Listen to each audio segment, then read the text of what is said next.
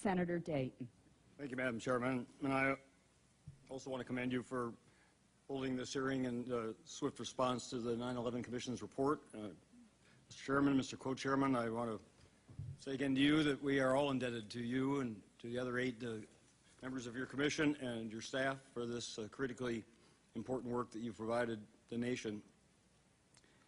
It is a profoundly disturbing report because it chronicles in excruciating detail the terrible attack against our homeland, the despicable murder of so many American citizens, and the horrible destruction to countless other lives and liberties throughout this nation.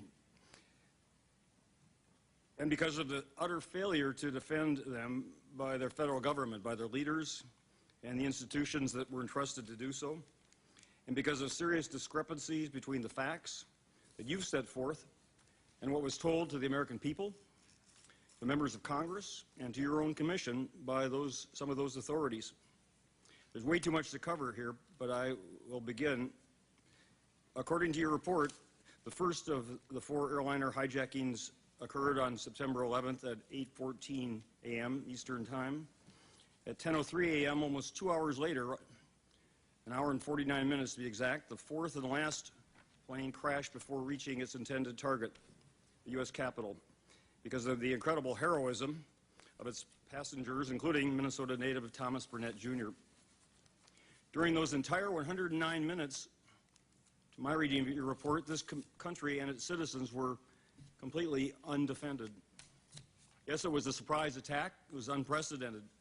Yes, it exposed serious flaws in, as you've noted, our imaginations, our policies, capabilities, and management designs.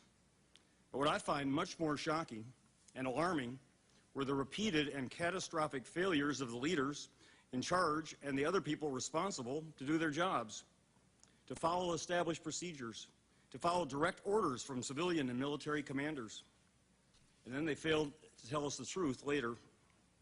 It doesn't matter whether they were Republicans, Democrats, or neither. It matters what they did or did not do.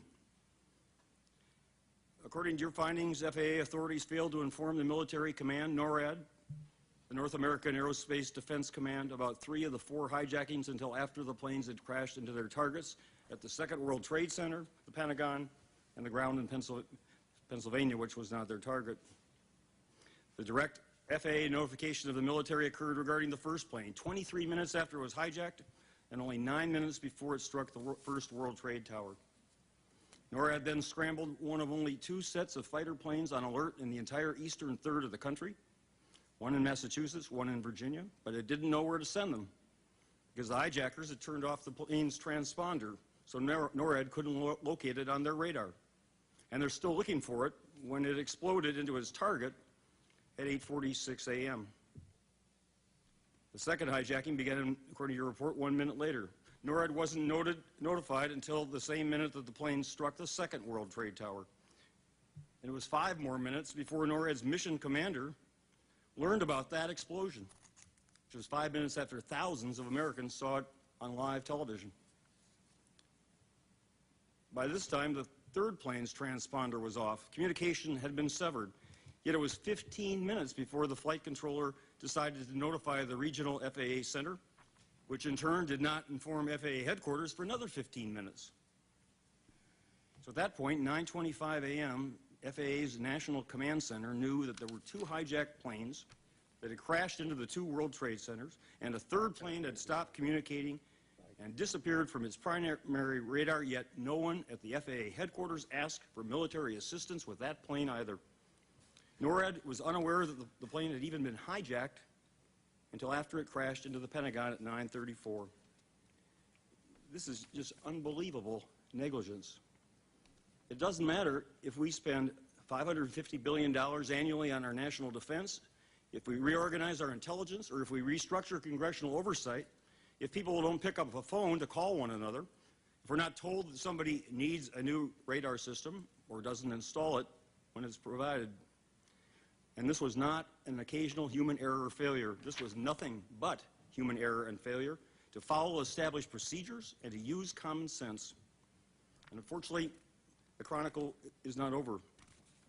NORAD Mission Commander ordered his only 3 other planes on alert in Virginia to scramble and fly north to Baltimore. Minutes later, when he was told that a plane was approaching Washington, he learned that the planes were flying east over the Atlantic Ocean, away from Baltimore and Washington. So that when the third plane struck the Pentagon, NORAD's fighters were 150 miles away, farther than they were before they took off. By then, FAA's command center had learned of the fourth hijacking and called FAA headquarters, specifically asking it to contact the military at 9:36 a.m. And at 9:46 a.m., the FAA command center updated FAA headquarters that United Flight 93 was, quote, now 29 minutes out of Washington, D.C. 3 minutes later, your document records this following conversation, the FAA command center to the headquarters. Command center, do we want to think about scrambling aircraft? FAA headquarters, oh God, I don't know.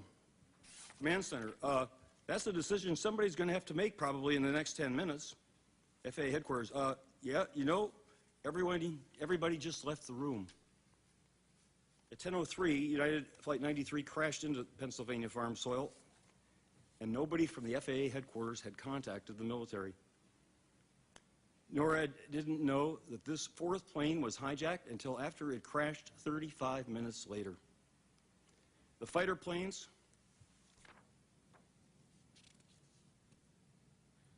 had reached Washington 7 minutes after that crash, and they were told by the mission commander, negative clearance to shoot the aircraft over the nation's capital. Yet 1 week after 9/11, in response to initial reports that the military failed to defend our domestic airspace during the hijacks, NORAD issued an official chronology which stated that the FAA notified NORAD of the second hijacking at 8:43, wrong. FAA notified NORAD of the third hijacking at 9:24, according to your report, wrong. FAA notified NORAD of the fourth hijacking at an unspecified time, and that prior to the crash in Pennsylvania, Langley F-16 Combat Air Patrol planes were in place, remaining in place to protect Washington, D.C. All untrue. In public testimony before your 9/11 Commission in May of 2003, NORAD officials stated, I assume under oath, that at 9:16 they had received the hijack notification of United Flight 93 from the FAA. That hijacking did not occur until 9:28. There was a routine cockpit transmission recovered at 9:27. And in that testimony before you, NORAD officials stated also that at 9:24 they received notice of the hijacking of the third plane, American Flight 77. Also untrue according to your report, that states that NORAD was never notified that that flight was hijacked. NORAD officials testified that they scrambled the Langley, Virginia fighters to respond to those two hijackings, yet tape recordings of both NORAD and FAA both reportedly documented that the order to scramble was in response to an inaccurate FAA report that American Flight 11 had not hit the first World Trade Tower and was headed to Washington. That erroneous alert was transmitted by the FAA at 9:24 a.m., 38 minutes after that airplane had exploded into the World Trade Tower. Yet NORAD's public chronology on 9/18/01 and their commission testimony 20 months later covered up those truths. They lied to the American people, they lied to Congress, and they lied to your 9/11 Commission to create a false impression of competence, communication, coordination, and protection of the American people. And we can set up all of the oversight possible at great additional cost to the American taxpayers, and it won't be worth an Enron pension if the people responsible lie to us. If they take their records and doctor them into falsehoods, and if they get away with it. Because for almost 3 years now, NORAD officials and FAA officials have been able to hide their critical failures that left this country defenseless during two of the worst hours in our history. And I believe that President Bush must call those responsible for those representations to account. If the Commission's accounts are correct, he should fire whoever at FAA, at NORAD, or anywhere else betrayed their public trust by not telling us the truth. And then he should clear up a few discrepancies of his own. 4 months after September 11th, on January 27, 2002, the Washington Post, Dan Balls and Bob Woodward authored an insider's retrospective on top administration officials' actions on 9/11 and thereafter. They reported that very shortly after the Pentagon was struck at 9:34, quote, Pentagon officials ordered up the airborne command post used only in national emergencies. They sent up combat air patrol in the Washington area and a fighter escort for Air Force One. Secretary Rumsfeld was portrayed as, quote, taking up his post in the National Military Command Center, and all that reportedly occurred before 9:55 a.m. Right thereafter, quote, Bush then talked to Rumsfeld to clarify the procedures military pilots should follow before firing on attack planes. With Bush's approval, Rumsfeld passed the order down the chain of command, close quote. This was supposedly taking place, according to that article, before the fourth plane crashed in Pennsylvania at 10:03. Looks very impressive. The President's acting swiftly and decisively, giving orders to the Secretary of Defense and on down the chain of command. Combat air patrol planes are patrolling Washington, directed by an airborne command post, all before 10:03 a.m. However, according to your commission, President Bush spoke to Secretary Rumsfeld for the first time that morning, shortly after 10 a.m. Based on White House notes and Ari Fleischer notes of the conversation, the Commission's report states that it was a brief call in which the subject of shoot-down authority was not discussed. The Commission then states that the Secretary of Defense did not join the National Military Command Center's conference call until just before 10:30 a.m. The Secretary himself told the Commission he was just gaining situational awareness when he spoke with the Vice President at 10:39 a.m. That transcript is on page 43. My time is out, but it reflects the Vice President's honest, mistakenly belief that he had given an order after talking with the President to shoot down any plane that would not divert. Yet incredibly, the NORAD commander, I'm just going to finish this if I may. Yet incredibly, the NORAD commander did not pass that order on to the fighter planes because he was, quote, unsure how the pilots would or should proceed with this guidance. As you say, Mr. Co-Chairman, the situation is urgent when we don't get protected in those circumstances, and it's even worse when it's covered up. Thank you. Thank you. Senator Dayton. Thank you, Madam Chairman. I want to join with others in thanking you for your extensive and exhaustive work. It's been a great service to all of us and your country. Thank you very much. I want to go back to some of the events that you chronicle in your report on September 11th itself and some of the discrepancies, particularly involving NORAD. A week after 9/11, NORAD issued a public chronology in response to some of the initial reports that they had failed to defend our domestic airspace during the hijackings.